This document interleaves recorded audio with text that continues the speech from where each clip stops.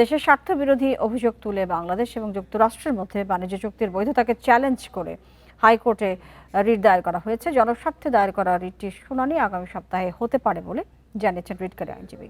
রিটে তিনি উল্লেখ করেন, 2026 সালের 9 ফেব্রুয়ারি স্বাক্ষরিত চুক্তিতে 131 বার মার্কিন যুক্তরাষ্ট্রের স্বার্থের কথা বলা হয়েছে, যেখানে বাংলাদেশের কথা আছে মাত্র 6 বার। চুক্তিটি কাঠামোগতভাবে অসম এবং জাতীয় স্বার্থের জন্য ক্ষতিকর। এতে আরও বলা হয়, চুক্তি করার ক্ষেত্রে দেশের অর্থনৈতিক সার্বভৌমত্ব এবং জনকল্যাণ রক্ষাই করা যায়নি।